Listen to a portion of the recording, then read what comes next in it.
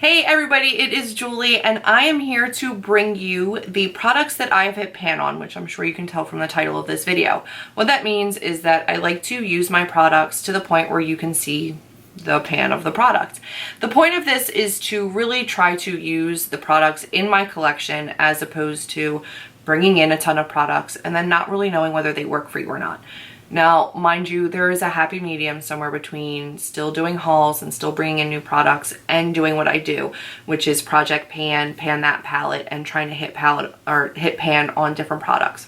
Since I realized I wanted to do YouTube videos and start to be a part of the community that does this, I've started to save my empties to film for you guys, which you will see later, and to try to put aside products that I have hit pan on so that I could share those with you as well. After I've done different declutters and different purgings and gotten rid of expired makeup, some of the things that I could have used for this video, I've gotten rid of. So I don't have too much for you. I've got 2, 4, 6, about 8 products to share with you. I have a whole other bunch of products that I've hit pan on that are going to be in a project pan and pan that palette update, and that will be coming to you soon. That should be up in the beginning of September, and there is a lot of progress and a lot of pan in that video, but you're gonna have to wait for that one to see those. So these are other products that I've hit pan on that are not a part of any of my projects that I'm going to share with you today. So I'm going to start with my face products, and this is a NYX foundation powder. I don't remember if this was the Stay Matte Not Flat. I'm not sure, but this was a nude. I used this to set all of my foundation. I would use this on my under eyes. I like it. I don't have a problem with it. I actually did repurchase, but I think the new formula and a different formula. It's not the matte one, but I like this. There's product, tiny little bits, guys, like around the edge of this pan that are pretty small. I could repress it. I'm probably not going to. I'm probably just going to get rid of it because it is super old. Next up is an e.l.f. brow kit. This is in the shade medium. So I've hit pan on the wax, which I used for a very long time as the only thing to shape my brows. And I use this shade sometimes in the crease of my eyes for my eyeshadow looks.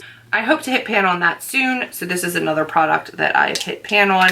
Again, I'm not using the wax anymore, but I'm still working on the powder.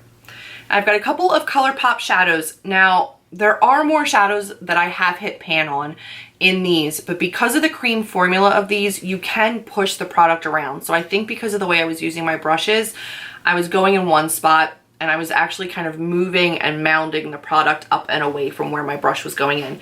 I don't think that's true pan. The two of these, I know I've used enough to create actual pan, and I've made huge dents in them. So that's why I'm okay showing you these, because these are for sure pan products. So this is XO. This is a part of the Shan XO collection with ColourPop, and as you can see, there's a ton of pan in that one. And here it is swatched on my hand. I will use this as a highlighter sometimes, as an all-over lid color, as an inner corner highlight, but it's a very, very pretty shade. I use it a lot, so there's a considerable amount of pan in that one. The next one I would say is close to like a Makeup Geek Bitten, but maybe with a little bit more purple, and this is Central Perk, and this is a matte shadow. I know a lot of people don't like the matte shadows from ColourPop. I actually have never had a problem with them. Because of the dark color, I don't know if you can tell just how much product is like moved away, but I'm almost at pan all the way up to here. And this is another gorgeous shade.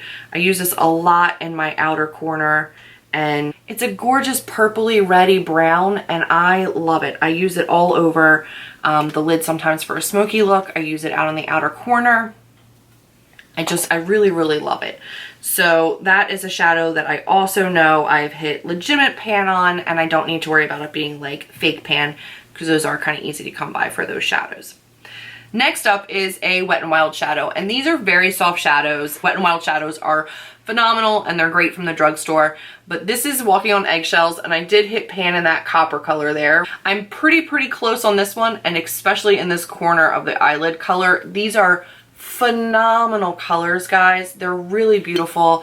I know for sure I've hit pan on multiple other palettes for these, but they were older and I got rid of them.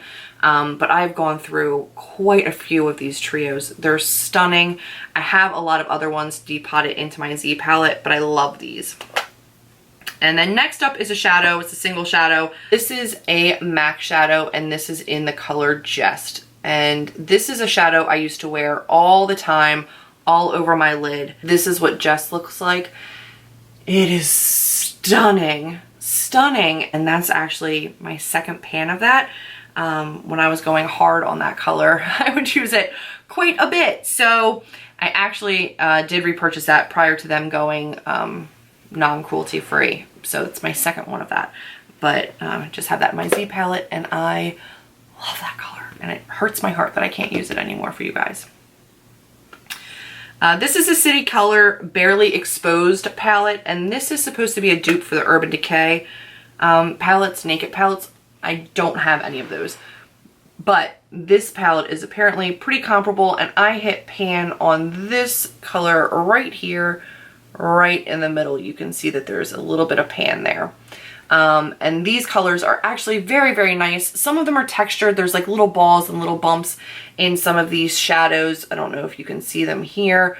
I didn't find them too hard to work with. I still do actually really enjoy them. And then the last thing is from Kat Von D. This is the Beethoven palette. I've had this for quite a while, and I've loved it pretty hard. So you will see that Lucifer here, this was a black shadow. That's completely gone. That broke not pretty early, but it broke at one point, and then shattered kind of like all over the palette. So even this yellow still has a little bit of the black still on it, and it kind of got all over the place. So I completely broke it out of there and removed it. But this brown shade right here, you can see has a considerable amount of pan showing. I use that a lot all through my crease. I used it in my brows when I first started doing makeup. I didn't know any different, so I would use it up in my brows. It's not actually a bad color for brows, but I'm sure I was not doing it correctly. And I really did love this palette. I didn't go too hard on the blue, silver, and yellow colors over on this side, but the purples and the brown I've used a whole lot, and it is a beautiful palette. Kat Von D shadows and their formulas are all very beautiful. So those are the things that I've hit pan on. Again, not too much because I haven't been collecting them to show for you guys for very long, but that's what I could find in my current collection that I have not already purged that I've hit pan on. And I am really looking forward to hitting pan on a whole lot more as I continue to work through my collection. There's multiple that I feel like I'm really, really close to hitting pan on, and I just haven't gotten there yet. And like I said, my project pan and my Pan That palette will have a whole lot more pan for you to see. So stay tuned for that. That will be coming up soon in September. If you've hit pan on anything and you filmed a video or you've posted it on Instagram, leave the link or your account below. I would love to come and check it out.